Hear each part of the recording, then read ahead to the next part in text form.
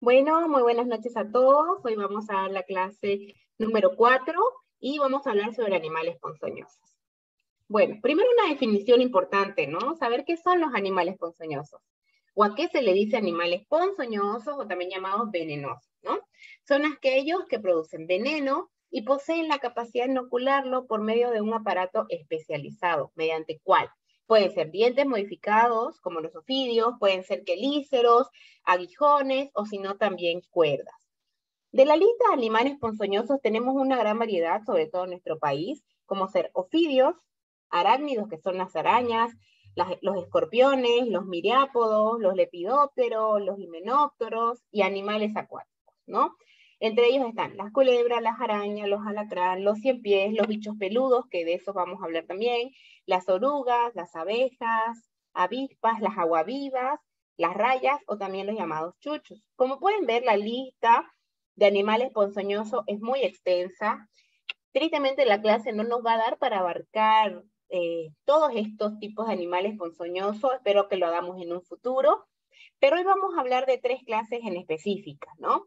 Los ofidios, las arañas y los bichos peludos. Bueno, empezaremos por los ofidios, que es lo que nos va a llevar un poco más de tiempo para la clase. Hay una diversidad de serpientes en el mundo, se pueden decir que hay más de 3.000 especies, y bueno, mucho va a depender de la familia. Pero en Bolivia nos vamos a especificar en 3 solamente. Colúbride, elápide y vipéride, ¿no? Ahora vamos a hablar de cada una de ellas. Antes de empezar a hacer un poco más la introducción de cada una de las serpientes, les quiero mostrar este manual y guía de atención de los accidentes ofídicos, que yo ya se los he enviado, entonces lo van a poder observar. Está todo, es completo, se entiende muy bien. Lo que sí, en el tema del tratamiento, es algo que ahora nosotros tenemos es algo que nosotros ahora lo tenemos actualizado, ¿no? El tratamiento que refiere la guía ya no lo estamos usando así, pero en el curso vamos a aprender específicamente las cantidades de sueros antiofídicos, por ejemplo, antilatrodectus, que se deben de usar. Entonces, en Bolivia existen aproximadamente 186 especies de serpientes distribuidas en las tierras bajas, ¿no? De estos, solo el 16% que nosotros tenemos son venenosas y el 84% no son venenosas, ¿no? Como ustedes pueden observar. Mayormente están ubicadas en el llano y en el valle. En el altiplano, obviamente por el tema de altura, no es tan común los accidentes ofídicos, ¿no? Y más del 70% de Bolivia está formado por valles y llanos amazónicos, ¿no? Nosotros albergamos cerca de 22 especies de serpientes venenosas. Entonces, como les decía, nos vamos a enfocar específicamente en 3 familias, y son para mí las más importantes que ustedes se aprendan, como ser Vipéride, la subfamilia, ahí viene a ser Crotaline, que entra el Botrops, Crotalus y la Quesis. Y la familia Elápide, que ahí entra la familia de la Micrurus, o si no, la famosa coral. Esto es solo un poco de una casuística que nosotros tenemos del Centro de Toxicología, para que ustedes puedan darse cuenta cuál es la cantidad o cuál es la especie que es más común en el accidente en nuestro país, o por lo menos ahora en nuestro medio, que es Santa Cruz, que si yo hablo más o menos del Centro de Toxicología de Santa Cruz, y me atrevería a decir de todos los centros de toxicología, predominan los accidentes botrópicos. Posteriormente siguen las no venenosas, que las no venenosas pueden ser las culebras, ¿no? Y después viene a ser el Crotalus, que esa es la cascabel, o la laquesis, que es una muy parecida al botrops, que también lo vamos a ver. El sitio de la mordedura.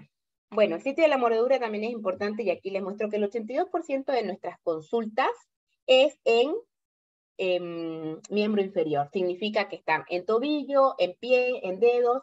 Siempre es miembro inferior en la mayoría de los casos. Posteriormente tenemos miembro superior con un 14%, y después tenemos en un 4% que las mordeduras son en cabeza, que ahí, cuando es en cabeza, la gravedad es mucho mayor.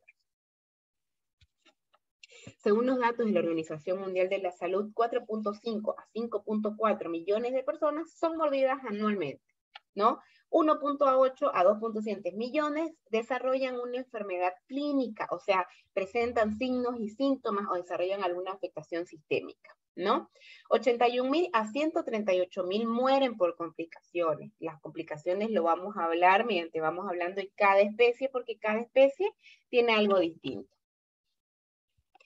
Por ejemplo, acá les hice como este cuadrito de todos los géneros y también para que aprendan un poco a ver cómo son las especies de las víboras, ¿no? Tenemos el Botrops, que la pueden ver, que es o también llamada yope, pero jobo, pueden ver este color que es un poquito más oscuro. El Crotalus, que la cascabel es muy famosa por el famoso chonono que suena, ¿no? La Lachesis, que aquí la tienen, que es más naranja y aparte es mucho más grande. Y sin duda no nos podemos olvidar de la más pequeñita de todas, que es la micruro o también la coral, que es preciosa y es muy llamativa por sus colores, ¿no? Siempre con triadas negras, amarillas y rojas. Como habíamos mencionado anteriormente, Botrops es el mayor número de casos que nosotros tenemos en las consultas. Bueno, aquí solo les muestro una ficha de los accidentes ofídicos, que muchos de los centros de salud me imagino que lo tienen, que esta es una ficha de la unidad epidemiológica, ¿no? Sobre accidentes ofídicos específicamente. Entonces, aquí viene un ejemplo más o menos de, cuando llega el paciente, nosotros vamos a tener un agresor que va a ser un ofidio, vamos a tener una lesión clínica que van a ser las dos punturas, como ustedes pueden ver acá. Pueden ser dos puntitos, que se les dice puntura, o pueden ser estos como araños, que esto es como cómo uno puede diferenciar una mordedura de un ofidio venenoso a uno no venenoso, ¿no? La clínica que nos va a guiar también, ¿no? La edad de los pacientes, ¿no? La etiología y el tiempo. Todo esto nos va a dar un cuadro clínico específico que nos va a ayudar a determinar qué tipo de ofidio es.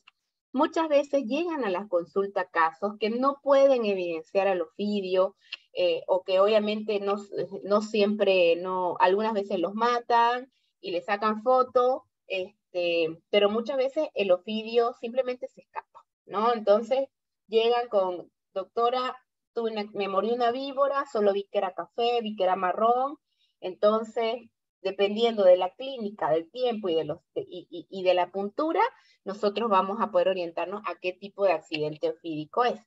El Botrops es el género principal causante de accidentes en el continente sudamericano. O sea, a nivel de Sudamérica es el responsable de las mordidas número 1. Hay más de 30 especies. En Bolivia la número 1 es Botrops matogrossensis, sobre todo, ¿no? El tamaño varía desde especies pequeñas que no exceden los 50 centímetros, que esos son los viborenos, que son los más chiquitos, hasta las especies grandes que pueden superar los 2 metros, ¿no? Son vivíparos y las puestas oscilan entre 2 a 20 crías. Se alimentan generalmente de pequeños mamíferos, anfibios, reptiles, aves y artrópodos. ¿Y por qué les digo esto? Porque ellas siempre van en busca de estos alimentos. Por ejemplo, en las casas de campo, cuando se entra muchas veces a las casas o esto pasa es porque ellos están en busca de los ratones. Entonces, por eso siempre nosotros hablamos sobre mantener el hogar limpio, sobre todo en los campos, ¿no? Bueno, y aquí algunas fotos de la famosa Botrops matogrossensis, como les había mencionado, o si no, también llamada por muchos yope, yoperojobobo, yarara o yararaca. Estas son solo un tipo de características, se los voy a dar como dato. No, es importante sí que lo conozcan, pero si uno se pone a pensar, obviamente que cuando es mordido por una víbora, uno no se pone a ver el ojo, los dientes, ¿no? Sino que bueno, se los doy como un dato de aprendizaje de las características de este tipo de ofidio, ¿no? Las fosetas loreales, que son estas que tienen alrededor, se conocen vulgarmente como víboras de 4 ojos. Perdón. Después tenemos el cráneo de tipo solenoglifo, que eso significa que los dientes son inoculadores de veneno, ¿no? Y están fijados al hueso maxilar móvil, como lo pueden ver acá. Y el veneno pasa por este pequeño orificio que ustedes ven. Entonces, el veneno. Se produce y se almacena en las glándulas de Dovernoy, localizadas detrás de los ojos, y puede inyectar hasta 4 ml en una mordedura, y eso significa que son 50 miligramos ml de veneno, ¿no? Es una mezcla compleja de muchísimas enzimas. Dependiendo del género de la víbora, es una enzima diferente, ¿no? Ahora, acá nos habla de que más o menos puede inyectar una cantidad. Si bien yo siempre les digo a los residentes, a los internos, cuando tenemos los accidentes ofídicos que nos llegan los pacientes, mucho varía, digo yo, de la suerte. ¿Por qué? Porque, bueno, puede ser que haya sido una víbora que ya haya comido o que ya haya atacado a su presa, entonces la cantidad de veneno que va a administrar va a ser mucho menor. Si es una víbora bebé o un víboresno, obviamente la cantidad de veneno o la potencia del veneno va a ser mucho mayor, ¿no? Entonces va a variar. ¿Y qué enzimas, a qué enzimas se refiere, por ejemplo, Botrox, ¿no? Enzimas proteolíticas, que estas lo que nos favorecen es al edema, ¿no? Favorece a nivel local la congestión y el exudado, provocando edema. Las hialuronidasas favorecen la difusión del veneno. Esto hace de que a veces el paciente pueda tener edema solo en un segmento, pero progresivamente va a aumentar, ¿no? Las miotoxinas, que es la proteína que produce un daño inespecífico en membranas celulares, destruyen glóbulos rojos y tejido muscular, y estas pueden causar, ¿qué cosa? La necrosis, ¿no? Si es un veneno miotóxico, yo puedo tener necrosis. Ustedes pueden ver acá en las imágenes que les puse, edema, flictena, ¿no? Y necrosis que puede llegar a evolucionar. Pero ¿qué es lo que más nos preocupa del Botrox? Esto, ¿no? Obviamente todo es importante, pero la acción coagulante es una de las cosas que más nos va a preocupar, ¿no? ¿Por qué? ¿Y cómo esto se produce? Activando el factor 10 de la cascada de la coagulación y la protrombina. Entonces, la acción de la trombina convierte el fibrinógeno en fibrina, y ¿eso qué genera? Que se consuma el fibrinógeno. Por eso nosotros cuando pedimos fibrinógeno como laboratorio en este tipo de accidentes, el fibrinógeno sale indetectable. ¿Por qué? Porque se lo consume, ¿no? Y tenemos una sangre incoagulable, tenemos un tiempo de coagulación prolongado, tenemos un fibrinógeno indetectable, ¿no? Y si el paciente no llega a recibir un antídoto, ¿qué puede pasar si la sangre no se coagula? Finaliza con una CID, que eso es una coagulación intravascular diseminada, o sea, se desangra totalmente el paciente y muere. Y tiene también otras enzimas, como cuáles, las hemorraginas, que son las metaloproteasas dependientes de zinc, y estas degradan los componentes de la lámina basal de los capilares y vénulas, y que ocasiona un colapso y extravasación, ¿no? Y ahí puedo llegar a tener una plaquetopenia y una disfunción plaquetaria. ¿Qué manifestaciones locales nosotros tenemos? Porque las manifestaciones locales, en realidad, es lo que a nosotros nos va a diferenciar qué tipo de víbora es, ¿no? Manifestaciones locales en Botrox, por ejemplo, dolor intenso, edema, sangrado local, flictenas, equimosis y necrosis. Edema, dolor, puntura, sangrado, Botrox hasta que se demuestre lo contrario. Y más aún si el tiempo de coagulación está muy prolongado, más de 20 minutos, 30 minutos, o tiene un fibrinógeno indetectable. Ahora, acá les puse un cuadro, que este cuadro igual lo pueden encontrar en la guía que les envié. Por ejemplo, ¿cuándo es leve? Acá en Botrox tenemos el cuadro leve, moderado y grave. Leve, cuando es un dolor leve, ¿no? Edema en un segmento, cuando hablamos, por ejemplo, un segmento es si es solo mano. Si muerde en mano, el edema es solo mano. 2 segmentos es cuando es hasta el medio brazo. Y ya grave es hasta el hombro, ¿no? Edema de un segmento. Y cuando tiene una hemorragia discreta en el lugar de la mordedura, decimos que las punturas tienen un poco de sangrado. Signos vitales normales y un tiempo de coagulación normal o prolongado, ¿no? Cuando decimos que es prolongado hasta los 30 minutos, más de 30 minutos es incoagulable, ¿no? Entonces eso es un leve, hay una espera, ahí uno piensa por la clínica que la víbora capaz no tenía mucho veneno, había comido antes, etcétera, ¿no? Y el dolor, y cuando es moderado, es porque tiene un dolor moderado, edema de 2 segmentos, ¿no? Ascendente, hemorragia en el lugar de la mordedura, o sea que el lugar de los puntos sangran y sangran, hemorragia sistémica, que alguno de los órganos empieza a sangrar, y las flictenas, que son esas ampollas que habíamos mostrado en la foto. Los signos vitales pueden estar normales o hipotensión. Hipotensión, ¿por qué puede generar esto? Porque está teniendo una hemorragia, el paciente se desangra, entonces eso también se ve en la hipotensión, ¿no?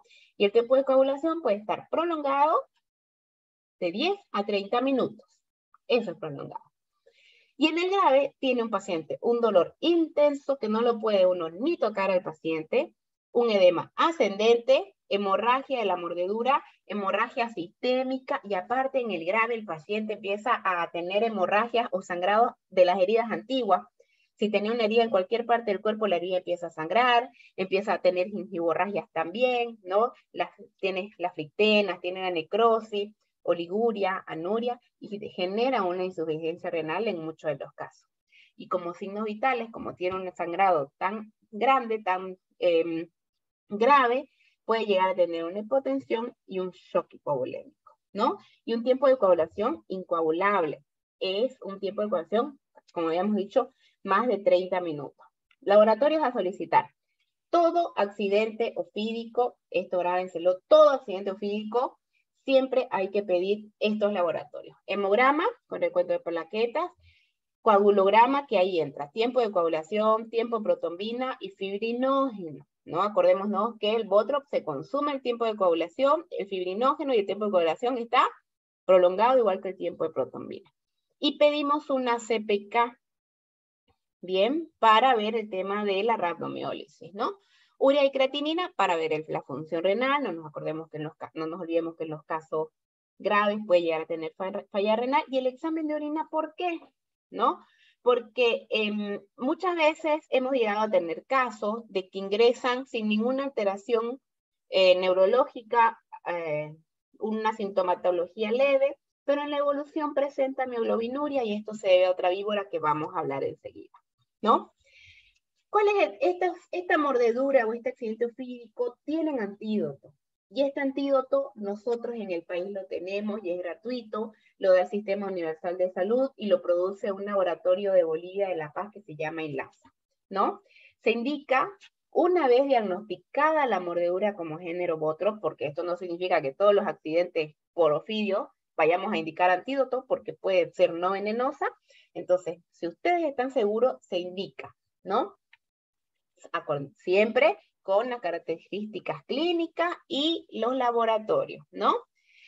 ¿Y por qué se indica? Porque primero que es el único antídoto y el único que me va a revertir y me va a neutralizar el veneno circulante miligramo a miligramo del veneno que hay inoculado en la serpiente, ¿no? Su administración debe ser lo más precoz posible.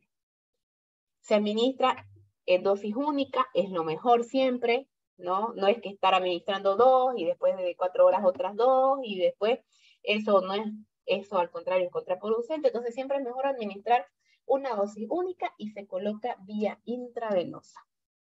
Entonces, ahora yo les voy a mostrar un poco los sueros y cuáles son los sueros de los ofidios, y al final de la presentación les voy a hablar un poquito brevemente de cada uno de ellos. Bueno, hice este cuadro porque siempre entra la duda de qué suero me sirve para el Botrop. Bueno, para el Botrop tenemos la suerte que nos sirven todos los sueros que tenemos en Bolivia, ¿no? Y acá se los presento por si no los conocen. Tenemos el suero amarillo, que así lo llamamos, pero este es suero antiofídico, botrópico, laquésico, ¿no? Estos dos, este amarillo y azul, son los sueros que nos da INLASA. Y tenemos el suero antiofídico, botrópico, crotálico. El mismo suero nos da el nombre, ¿no? Botrópico, botrópico. Entonces sí no funciona. Y hay otro suero que es extranjero, que es el Biol, que es marca argentina, que también nos sirve, mire, para Botrop. Si bien es otro tipo de especies que mayormente están en Argentina, Uruguay, Alternatus, Newidi, pero también nos sirve para la cascabel. Entonces, cuando hablamos de Botrops, ¿qué sueros nos sirven? Todos nos sirven. Del suero antiofídico amarillo es mínimo 6 ampollas, dependiendo la gravedad, 6, 10, 12, ¿no? Suero antiofídico azul, 10 azules, ¿no? 10 a 15 azules, mucho va a depender de la gravedad. Por eso siempre la clínica, si ustedes no se acuerdan la dosis, nos llaman, nos dice, mire doctora, o mire doctor, nos llegó un paciente de tantos años, fue mordido hace tanto tiempo, lo mordió en el pie, tiene edema, tiene sangrado, le hice un tiempo de coagulación y me salió 20. Bueno, y neurológicamente no tiene nada, es Botrops, hasta que se demuestre lo contrario, y me dice usted, yo tengo todos los sueros. Bueno, ¿cuál optamos en ese momento? Por el amarillo, ¿no? El amarillo. Entonces ahí, con ese dato, más o menos serían 8 ampollas, ¿no? Porque está con un tiempo de coagulación de 20 minutos. Ya espero pronto con el sede del ministerio podamos sacar la nueva guía de los sueros, porque a veces el tratamiento es muy complejo. Hemos tenido casos de que te administran solo un suero porque es lo único que tienen los centros. Entonces es mejor, a no tener la dosis necesaria, es mejor evitar la administración. ¿Por qué? Porque yo puedo sensibilizar al paciente, y cuando el paciente nos llega al hospital y nosotros tenemos que administrar la cantidad necesaria de suero, puede generar una reacción anafiláctica por la misma sensibilización de haber recibido antes uno, ¿no? El suero antiofídico siempre, antes de administrar suero, hay que administrar hidrocortisona. Que ahora igual le voy a dar las dosis y todo lo demás. Siguiente. Bueno, el seguimiento, ¿no? ¿Cómo seguimos un accidente botrópico y cómo seguimos un accidente laquésico, que voy a hablar igual enseguida, que es lo mismo casi? Siempre evaluamos la respuesta clínica del suero antiofídico, ¿no? El dolor para nosotros en este tipo de mordeduras es importante porque es como una respuesta al suero, ¿no? Ustedes se van a dar cuenta de que cuando dan el suero antiofídico, el paciente empieza a disminuir el dolor, ¿no? Y las manifestaciones locales, como habíamos dicho, el dolor, la intensidad de dolor, uno ya puede lograr apalpar el miembro afectado, el edema igual va disminuyendo, si bien el edema tarda en evolución la mejoría, porque es la evolución clínica en sí, tarda, pero va mejorando, ¿no? Hay que hacer control del edema, del sangrado, de la equimosis, de las flictenas, ¿no? Y hay que hacer una aspiración de la flictena con una jeringa de insulina. Muy despacito, no hay que romper, sino aspirar, ¿no? Ahora, los laboratorios, y esto es muy importante. Tuvo un accidente ofídico, entra el paciente, le pido los laboratorios los que mencioné. Se decide dar suero antiofídico, le di el suero antiofídico y hay que esperar 12 horas después del suero antiofídico. Hemos tenido casos de que se le administra el suero antiofídico y a la hora ya le estaban pidiendo el laboratorio y viene alterado y le vuelven a administrar. No es necesario. Hay que dar el tiempo de que este tipo de antídoto tenga su respuesta, ¿no? Entonces, se le da el suero y hay que esperar. Y después se le pide a las 12, a las 24 y a las 72 horas, ¿no? Ante la persistencia de las manifestaciones clínicas, como ser un dolor bastante insoportable, que el paciente no aguante el dolor, que todavía no se pueda tocar el miembro afectado, que todavía tenga una alteración de la coagulación, del tiempo de protombina, el fibrinógeno, ahí sí llegaríamos a tener un criterio de una readministración de suero, ¿no? Y bueno, acá tenemos el género Crotalus, ¿no? O si no, también llamado como la cascabel chonono. Todos lo conocen por el sonidito que hace, ¿no? Crotalus durisus terrificus es la única especie que nosotros tenemos en Bolivia. Ahora, como habíamos hablado de las enzimas del accidente eutrópico, de las enzimas que producen el daño, el accidente crotálico también tiene otro tipo de enzimas que producen toda la afección. ¿Cómo ser? ¿Cuál? Bueno, tiene una enzima neurotóxica, sobre todo el accidente por cascabel es neurotóxico y entonces voy a tener algún síntoma neurológico. Versus el Botrops, que no tengo nada neurológico. Botrops es más que todo edema, dolor, sangrado.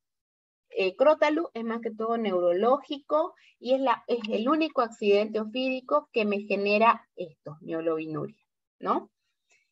Entonces, es neurotóxico, tiene una neurotoxina crotoxina con acción presináptica e inhibe la liberación de acetilcolina y eso nos genera una parálisis motora. Es miotóxico, por lo cual genera rhabdomiólisis, como ustedes pueden ver en la foto, ¿no? Esta orina que es una mioglobinuria, ¿no? Esta orina coloreada, se puede decir, ¿no? Con liberación del contenido intracelular al plasma, principalmente mioglobina, ¿no? Y para nosotros confirmar que tiene, esto es por una rhabdomiólisis que produce, entonces tenemos que pedir una CPK. Acordémonos que para nosotros definir un criterio de rhabdomiólisis, tenemos que tener una CPK mayor a 1000. Es nefrotóxico, o sea, aparte de que hace una lesión tubular por mioglobinuria, ¿no? Por la mioglobinuria tengo una lesión renal, tiene lesión, el veneno tiene acción directa. Entonces tengo dos maneras de que este veneno sea nefrotóxico, ¿no? Y también es coagulante, ¿sí? En los casos graves, tengo una acción tipo trombina convirtiendo el fibrinógeno en fibrina, al igual que el Botox, y mi sangre es incoagulable, ¿no? Pero aquí está la diferencia de las manifestaciones locales.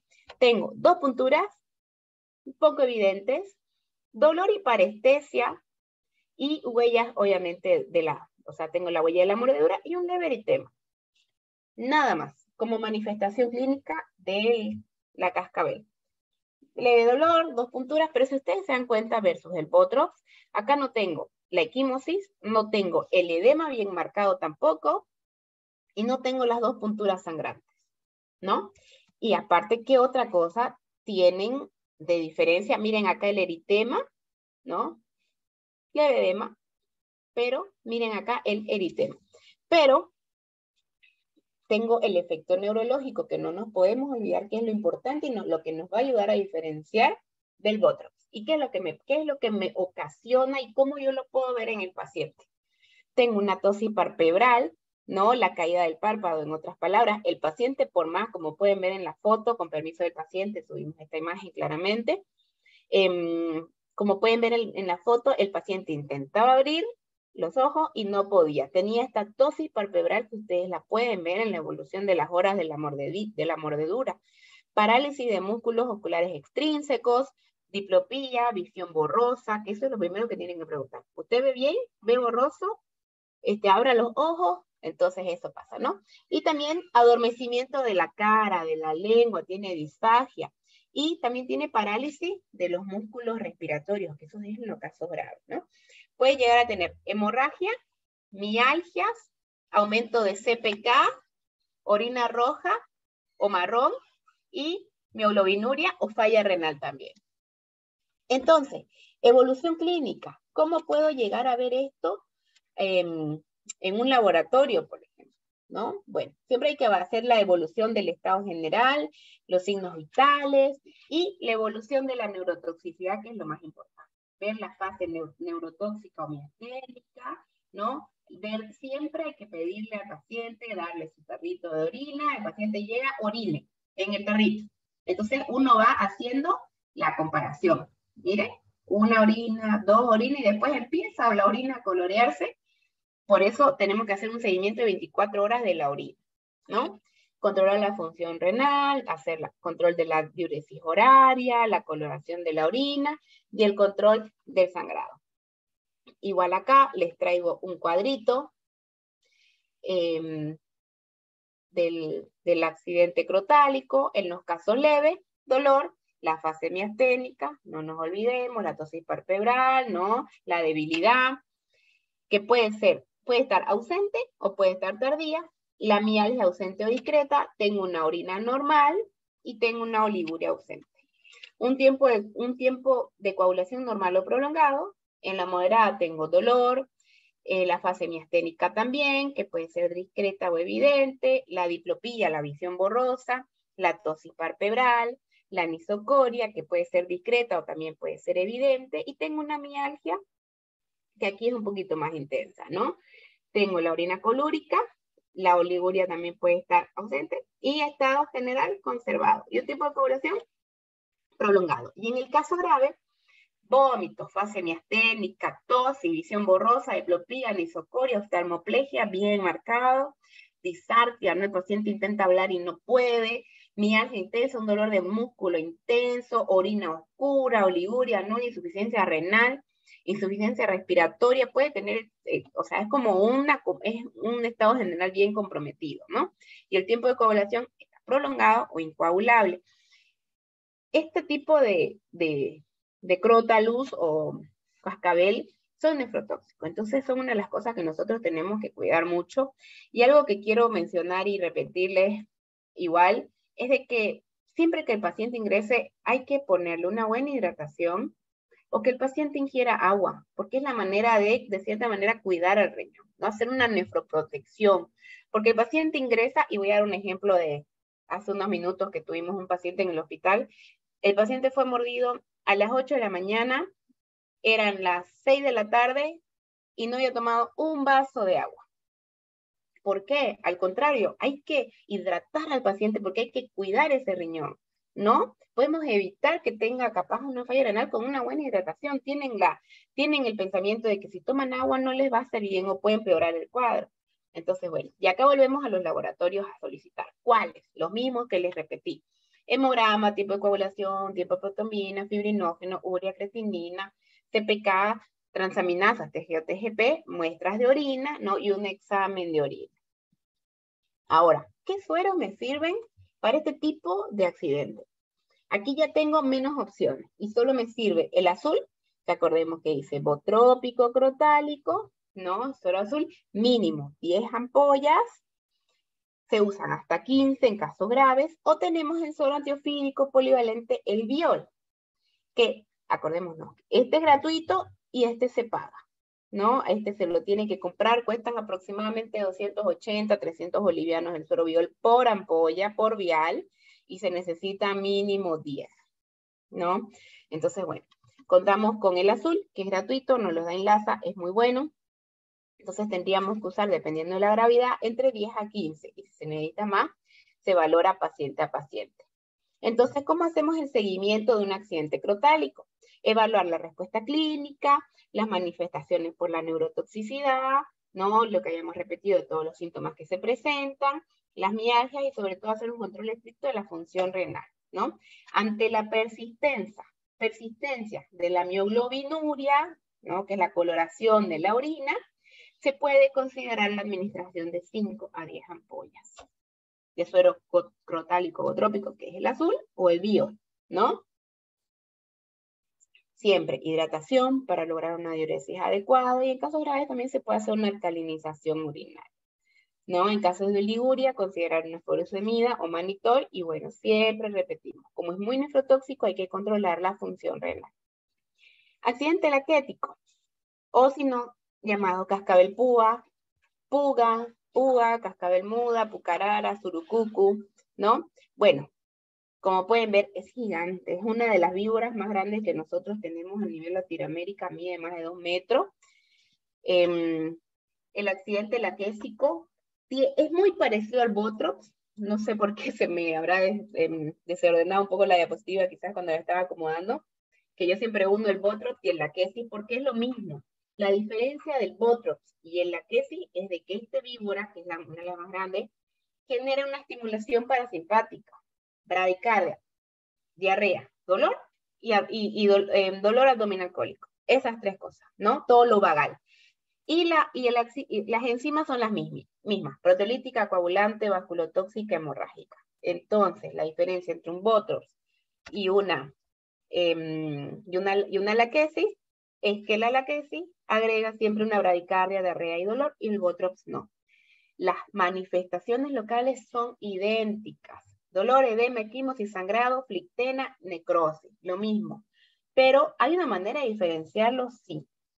Bueno, ¿y qué manifestaciones sistémicas tenemos? Hemorragia, como Botrops, un shock también, pero acuérdense, bradicardia, diarrea, dolor, hipotensión. Pero ¿cómo podemos diferenciar en un examen que uno ve al paciente? Claramente por la mordida. Estas son mordidas de pacientes de accidentes laquéticos, ¿no? Ustedes pueden ver, miren la distancia, es animal, versus la Botrops, que es así, la laquesis es así. Ahí más o menos que se te pueda tener una idea, ¿no? La distancia es bastante, ¿por qué? Porque la laquesis es muy grande y la cabeza es grande, entonces obviamente la mordida va a estar más distanciada de diente a diente, o sea que tengo la puntura más distanciada. Y otra cosa, miren los huecos, el tamaño es grande.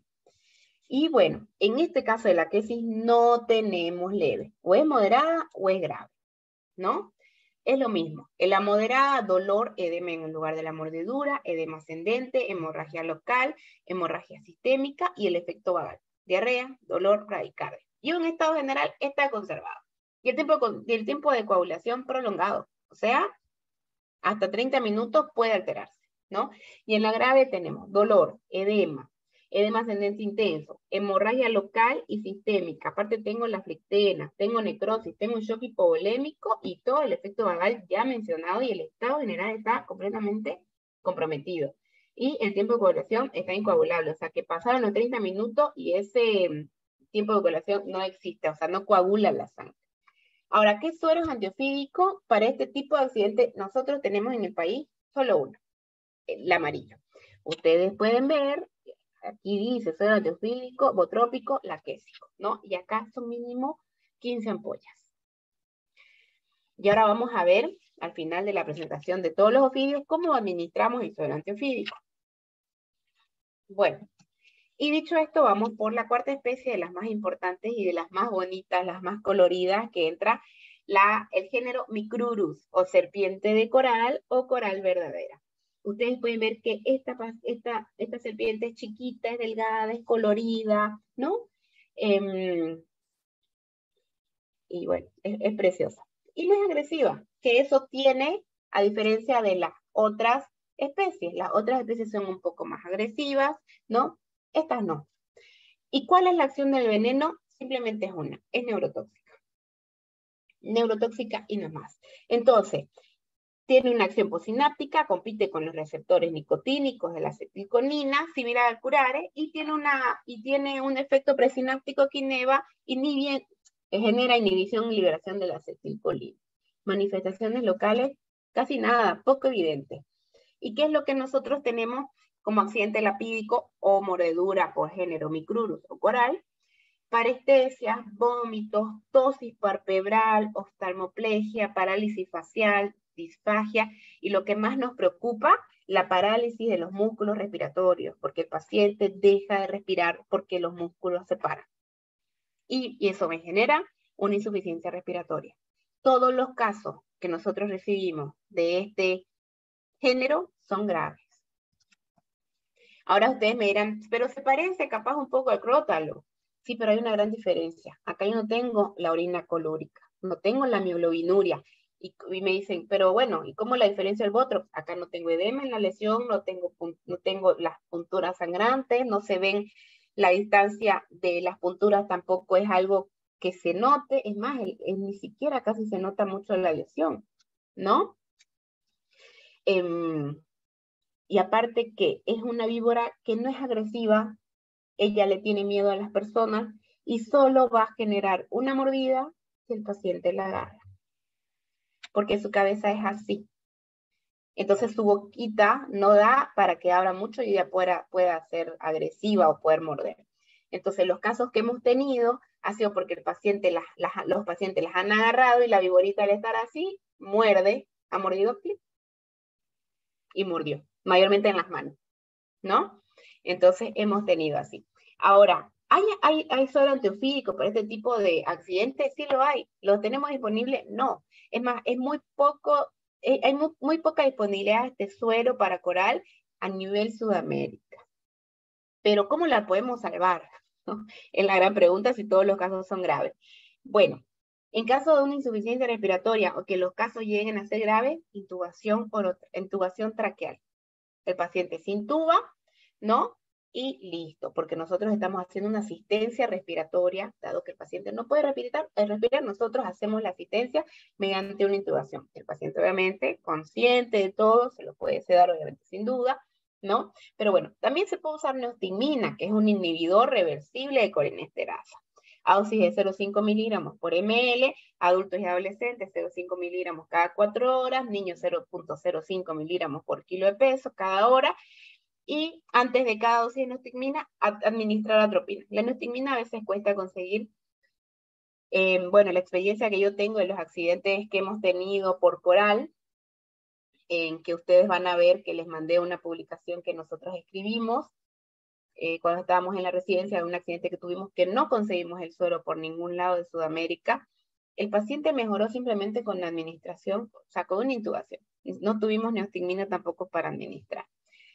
Y en Santa Cruz, en este año, hemos tenido un caso solo de micrurus y ha sido leve. No necesitó intubación ni ningún otro tratamiento más específico, ¿no? O sea, que fue, pareciera que no había morido, generaba duda, no se sabía si era micrurus o no, pero no requirió absolutamente nada. Recordemos, ¿no? Que todos los casos son graves, ¿no? Empezando por ahí. Pero si ustedes tienen un lugar para intubar, genial. Entonces, en caso de envenenamiento, se debe monitorizar, control de aparición de nanotoxicidad por al menos 24 horas en el paciente. Todo accidente ofídico, por favor, tiene que observarse 24 horas. Todo accidente ofídico. Hemos tenido accidentes que se los han observado 5 horas, 6 horas, y dado que el paciente no presenta nada, lo mandan a casa. Y después el paciente vuelve, o desangrándose, o si no, como puede ser un micrurus, el paciente lo encuentran muerto, ¿no? Entonces, por eso es mejor observar 24 horas al paciente y hacerle su control laboratorial, ¿no? Y si hablamos ahora de la coral, en caso de presentar, se debe ingresar a una unidad intensiva con posibilidad de intubación orotraqueal y ventilación mecánica invasiva.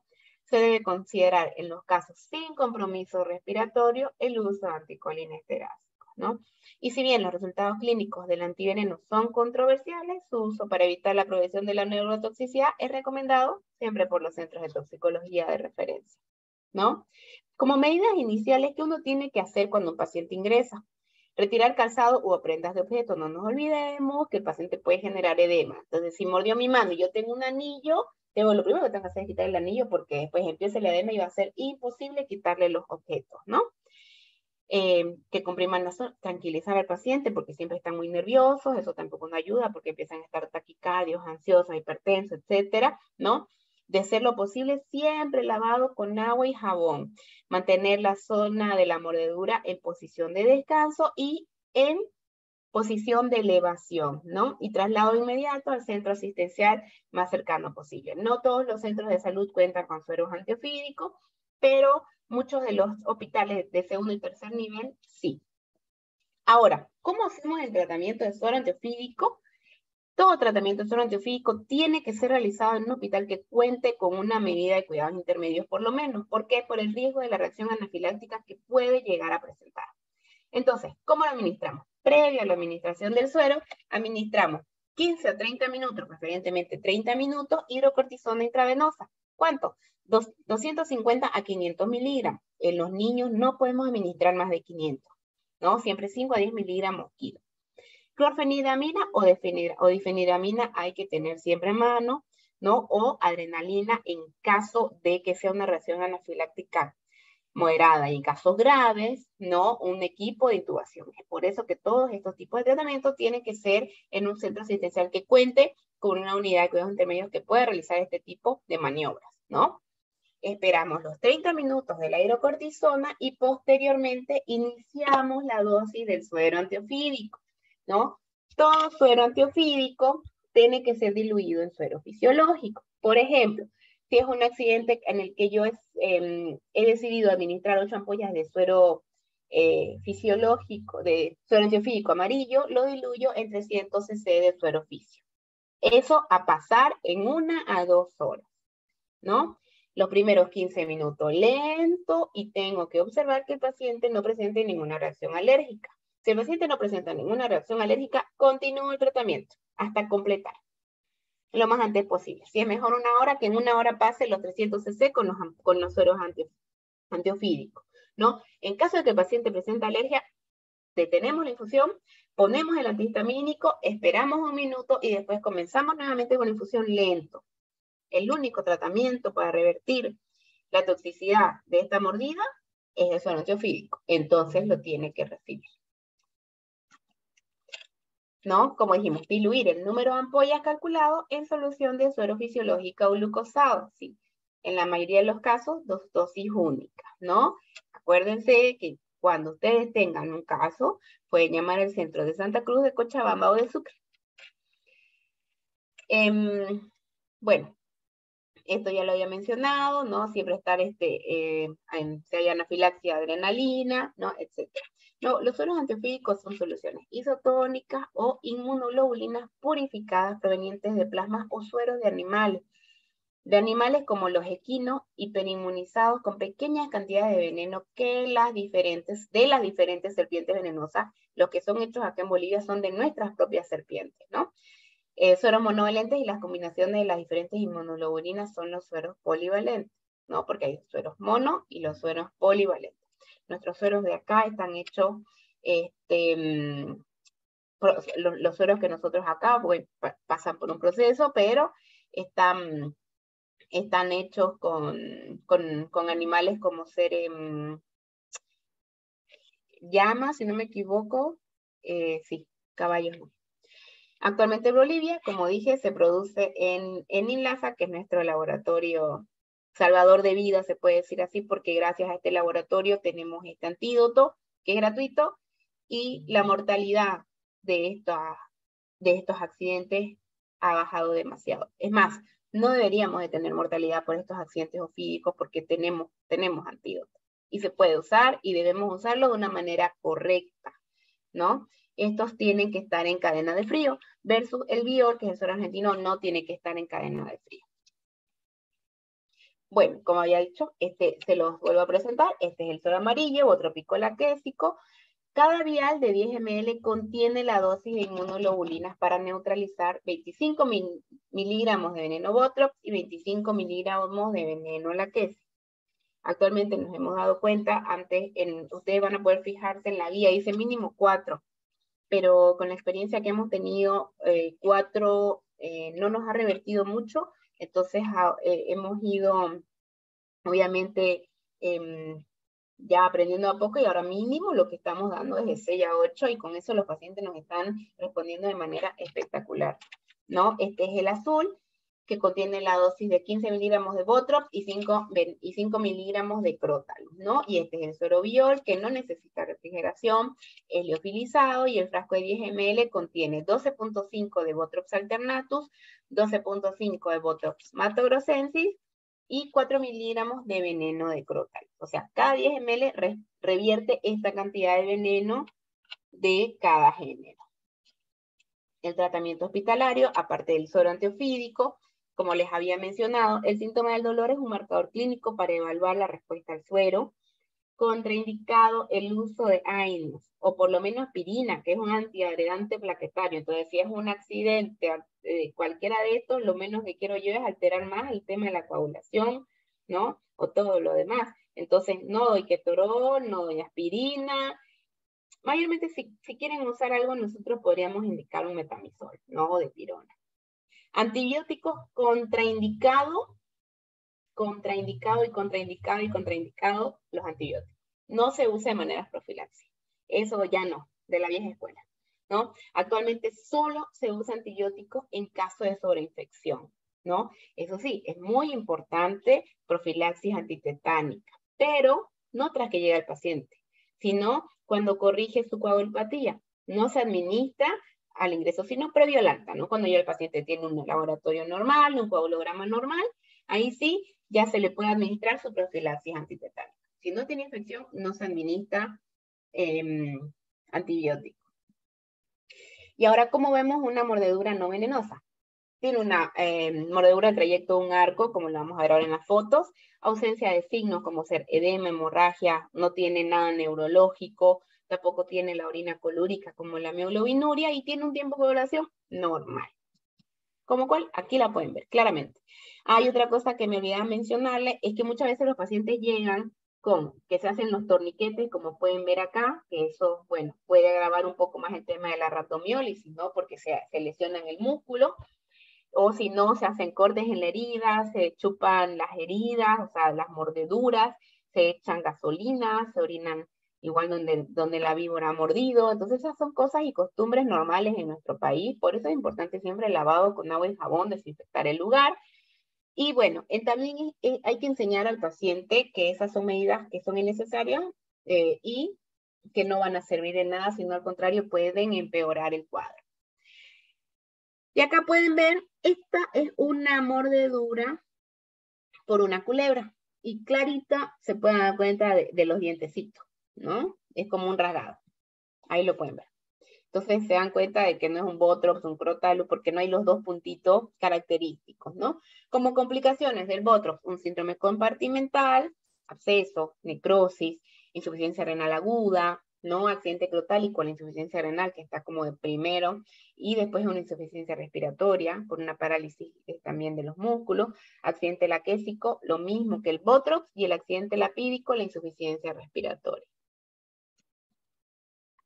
¿Cuáles son los grupos de alto riesgo o mayormente cuáles son los pacientes que nosotros más tenemos en el hospital?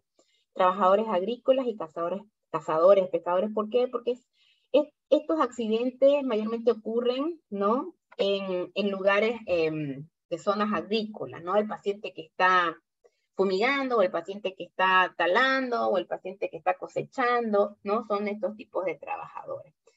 Hay que referir que mayormente estos accidentes se ve en clase media baja, ¿no? Que son los pacientes que están al aire libre trabajando en las tierras, ¿no? O niños trabajadores también, personas que viven en casas mal construidas, porque ahí las víboras de todos los lugares se pueden ingresar, personas con acceso limitado a educación y atención médica, y mayor morbilidad y mortalidad en jóvenes y niños, que a veces llegan a pasar, ¿no? Las embarazadas, sin duda, que son extremadamente vulnerables, porque también todo el veneno puede pasar al sexo, ¿no? Bueno, eso sería ofidio. Y ahora para concluir ofidio, vamos a empezar con arañas. Bueno, las arañas son artrópodos, clase de arácnidos, incluyen también alacranes, ácaros, bueno, y garrapatas. No incluyen arañas, sino en otros tipos de animales ponzoñosos. Pero hoy vamos a hablar de las arañas con mayor importancia médica y vamos a hablar específicamente de dos, porque no nos va a dar el tiempo para hablar de todas. Vamos a hablar del género Latrodectus o viuda negra y los oceles, ¿no? Otro género que es la Proneutria y la Licosa. Bueno, este tipo de arañas presentan un par de glándulas ponzoñosas y un aparato apropiado que lícero para inyectar veneno a sus presas. Y los oceles la ETA, aunque ustedes no lo crean, es la más, capaz la que tenemos más disponible en nuestro medio porque también se llama la araña del rincón. Esto significa que nosotros la tenemos en nuestras casas. Es una araña que vive en el rincón, le gusta la oscuridad, le gusta un lugar fresco, ¿no? Se distribuye en América, Europa y África. En América del Sur es la más tóxica de las especies, eso también. Como había dicho, el hábitat, ¿no? Hogar y peridomicilio, lugares oscuros o secos, temperaturas de 8 a 43 grados, o sea que tranquilamente nosotros la podemos tener en cualquier departamento del país. Hábito nocturno. Descripción, tiene un cefalotórax dorsal con una forma de violín y un tamaño de 1 a 5 centímetros. Es muy pequeña, ¿no? Por eso es importante, y empiezo acá un poco con el tema de prevención, antes de ustedes usar la ropa, los zapatos, etcétera, sacudir. Lo mismo en las cortinas, agarrar y sacudir las cortinas, ¿no? Las camas, nunca hay que ponerlas cerca de la pared, porque ahí también tenemos la opción de que la araña se vaya por la cama. Entonces siempre por lo menos 1 centímetro de distancia, ¿no? El veneno, ¿qué tipo de veneno tiene? Composición de múltiples enzimas, como ser fosfatasa alcalina, 5-ribonucleito fosfohidrolasa, hialuronidasa, pero sobre todo la 5-mielinasa D. ¿No? ¿Por qué? ¿Qué acción tiene? Me genera hemólisis a nivel de eritrocitos, ¿no? Tenemos activación del sistema complemento, que ahí tengo una quimiotaxia, tengo una liberación citoxina celular, que ahí puedo tener una reacción inflamatoria, agregación plaquetaria, que eso me genera una isquemia. A nivel de la membrana tengo una lesión dermonecrótica y aparte nefrotóxica, ¿no? Como el loxocelismo cutáneo simple, que en loxocele tenemos dos tipos, loxocelismo cutáneo simple y loxocelismo cutáneo visceral, ¿no? Cutáneo significa que solo es a nivel de piel y cutáneo visceral es los casos graves que puede afectar mi sistema. En el loxocelismo cutáneo simple tenemos dos pequeñas punturas, edema local indurado, eritema, dolor leve a moderado, que aparece de 2 a 8 horas el accidente debido a una isquemia o vasoespasmo secundario, y tenemos también una flictena que puede ser serosa o serohemática, ¿no? Y esta flictena aparece entre las 2 y las 24 horas. No es algo que vaya a evolucionar rápido, sino que puede aparecer en las primeras horas. No hay que darle también su tiempo, que ahí el veneno empieza a hacer efecto en un tiempo determinado. Placa marmórea, ¿Cuál es la placa marmórea o la placa libedoide llamada por nosotros? Es esta. Ustedes la pueden ver, ¿no? ¿Qué significa? Aparece a las 24 a 36 horas y tiene lesiones hemorrágicas focales mezcladas. Y se le llama placa libedoide porque tiene áreas pálidas alrededor de isquemia, ¿no? Y aparte tiene bordes bien dermográficos, ¿no? No son bordes lisos o es un redondito en común. Ustedes van a ver que es como un mapita, ¿no? La necrosis aparece con los días, 3 a 4 días, y la ulceración o la cicatrización de esta lesión es de 6 a 8 semanas. Y después tenemos el oxocelismo cutáneo visceral. Esto es solo la piel. Y va a quedar hasta ahí, que tiene su progresión. Aquí el tratamiento es limpieza de la zona, agua, jabón y listo, ¿no? Y el oxocelismo cutáneo visceral moderado, ¿no? Tenemos el cuadro clínico cutáneo y agregamos el compromiso sistémico, que se observa en las primeras 48 horas, ¿no? Después de 2 días de la picadura, fiebre, astenia, cefalea, náusea, vómito y un exantema con un prurito generalizado. Y en lo grave, tiene una rápida evolución de 24 a 72 horas y presenta una hemólisis, coagulación intravascular, diseminada, que es la CID, e insuficiencia renal aguda. ¿Y cuál es el tratamiento de este tipo de picadura, mordedura de esta araña? El antídoto, suero antileucoceles polivalente. Actualmente nosotros no contamos con este suero en el país. El tratamiento que estamos realizando es con corticoides, inicialmente hidrocortisona, 100 cada 8, 200 cada 8, dependiendo mucho de la gravedad, ¿no? Y bueno, después tenemos una araña que no podía dejarla pasar, que es importante hablarla porque este año hemos tenido muchísimos casos, ya ha sido una araña de bastante controversia y muy famosa por todas las redes sociales, ¿no? Que es la Lactrodectus, o llamada también viuda negra, ¿no? Si hablamos un poco de la taxonomía de la Lactrodectus, o como se dice el latrodectismo, que es el síndrome de esta araña, es el reino Animalia, Artrópoda, bueno, este es todo un poco de su taxonomía, que bueno, lo puse, pero en sí es género Latrodectus, ¿no? ¿Y por qué se le dice Latrodectus o por qué se dice latrodectismo?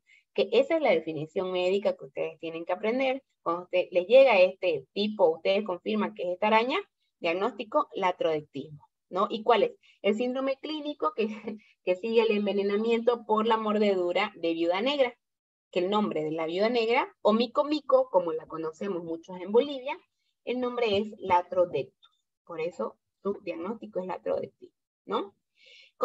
Latrodectus contiene más de 30 especies que se distribuyen por todo el mundo, ¿no? Y aparte es un síndrome neurotóxico.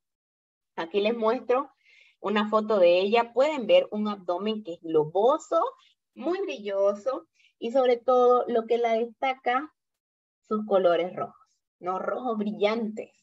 Tiene 4 pares de patas que son muy delgaditos, tiene sus quelíceros, ¿no? Tiene sus pedipalpos, tiene sus ojitos y el cefalotórax, ¿no? Aquí tenemos la Latrodectus matans, que acá pueden ver en el medio, esta figura como un reloj de arena, ¿no? Latrodectus geometricus, que también, pero esta es más color café, pero también es una Latrodectus. Pasa que nosotros estamos más acostumbrados a estas con colores rojos. Si pueden ver, esta es la Latrodectus curacaviensis, que acá todas son rojitas, ¿no? Con sus manchitas. Y aquí pueden ver qué tan grandes son. Son demasiado chicas. Esta es una moneda de un boliviano y ahí pueden ver más o menos la diferencia de tamaño, ¿no? Conocida como viuda negra, tiene el abdomen globoso con la mancha roja en forma de reloj de arena, como había mencionado. El cuerpo de la hembra mide 1 centímetro de diámetro y 3 centímetros con las patas extendidas. Las hembras son más peligrosas. Es más, estas arañas no tienen una vida, se puede decir, o sea, ellas no salen así por así. El único momento que ellas salen es para parear con el macho. Y se le llama viuda negra porque ya después del apareamiento lo mata, ¿no? Y es por eso su famoso nombre. Los machos miden de 3 a 6 milímetros de diámetro corporal y el área, y está presente ¿dónde? ¿Dónde la podemos encontrar? En áreas rurales, cultivos, troncos y muy raro en domicilio, pero hemos tenido casos increíblemente que lo hemos tenido. Justo hoy hablaba yo con una de las enfermeras cuando estaba terminando de repasar un poco de esta araña y me mostraba que encontró una viuda negra en su cortina. Entonces ahí dije yo, bueno, están apareciendo en las casas quizás también. Mayormente es de patios, ¿no? De estar debajo de los troncos, por eso siempre cuando hagan limpiezas a nivel afuera de las casas, con guantes, con botas, ¿no? Para evitar cualquier accidente.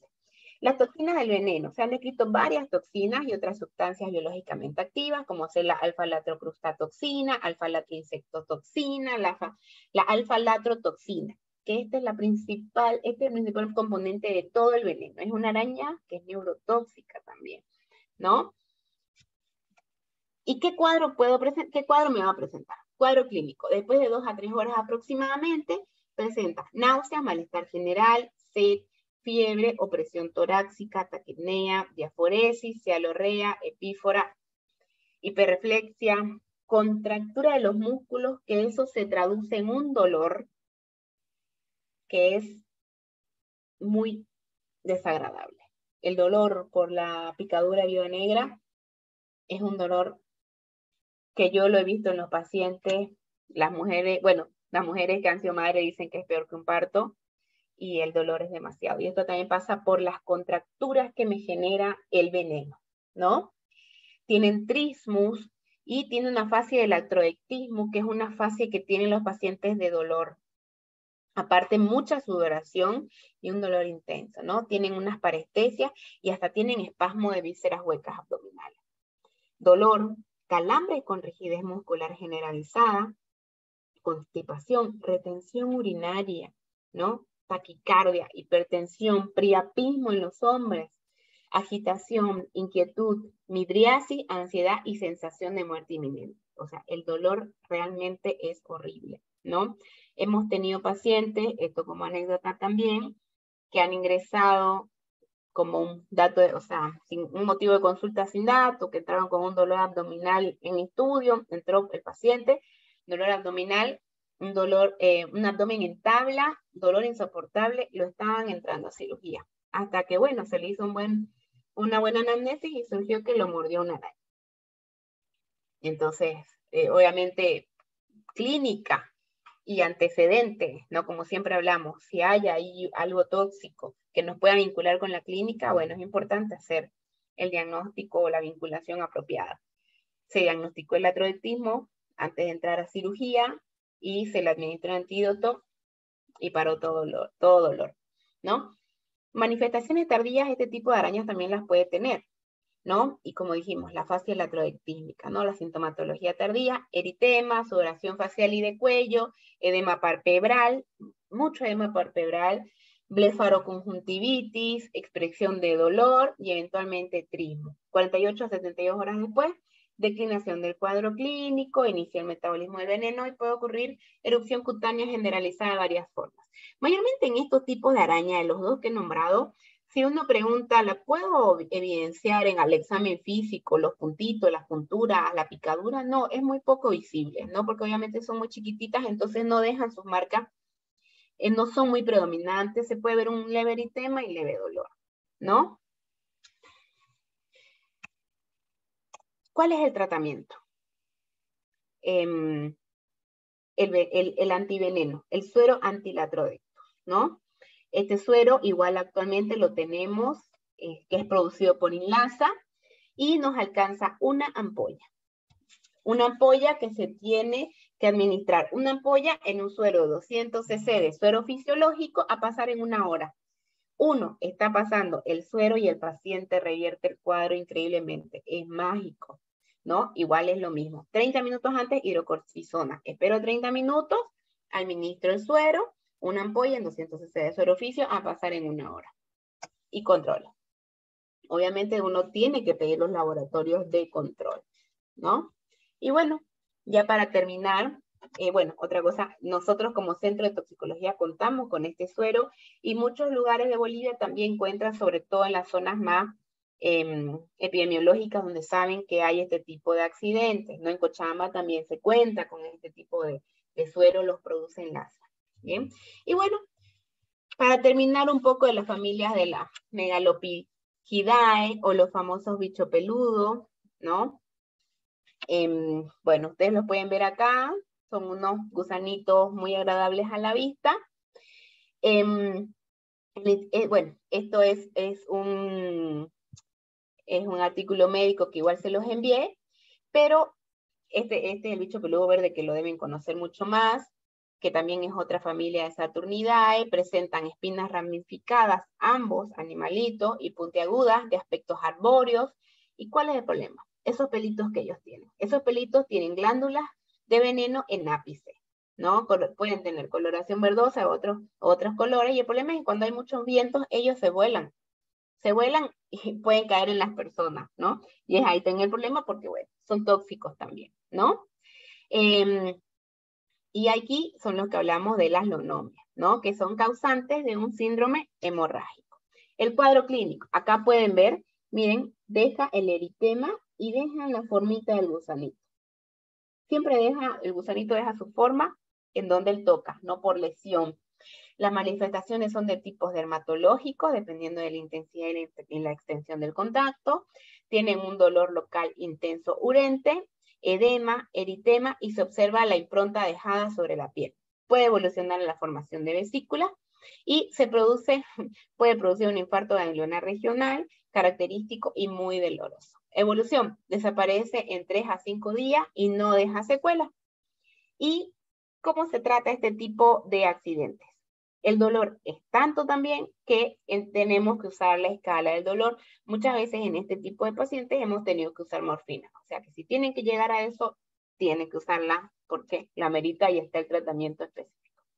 Y también tenemos la dermatitis urticante provocada por algún tipo de mariposa como ser esta, ¿no? Son mariposas nocturnas, hembras que causan una dermatitis papulopuriginosa. Ustedes vieron la dermatitis de la otra oruga. Son atraídas por la luz, invaden los domicilios y liberan en el ambiente las espículas abdominales. El veneno es de las cerdas, en el cual se aisló histamina, que es por eso que se produce el veneno. Igual que de los bichitos peludos o los gusanitos, el veneno está en las cerdas. Es muy común que pase este tipo de accidentes en los niños porque al ser tan coloridos y bonitos, los niños van y los tocan. Entonces, las consultas mayormente son de los niños, ¿no? Y el cuadro clínico de esta especie, lesiones papulopruriginosas en áreas cutáneas expuestas, aparecen a las pocas horas del contacto, se acompañan de un intenso prurito y evolucionan favorablemente entre los 7 a los 14 días del inicio de los síntomas. Este tipo de accidentes, ambos mencionados, el tratamiento va a ser sintomático y sobre todo el tratamiento del dolor. No tenemos antídoto para esto y tienen buena evolución con un buen seguimiento y tratamiento, como dijimos, del dolor, ¿no? Se le puede pedir laboratorio de control, pero no hay ningún hallazgo específico que nosotros tengamos que pedir cada 12, 24, 36, ni nada por el estilo, o que hagan alguna afectación sistémica, ¿no? Así que bueno, quedo atenta a las dudas y bueno, un gusto haber sido su docente en este módulo de toxicología clínica. Sepa que puedan contar conmigo, ahí les dejo mis redes sociales por si desean comunicarse o si desean alguna consulta. Y bueno, enviarles un gran abrazo y espero encontrarlos próximamente en otras clases. Saludos para todos. Gracias.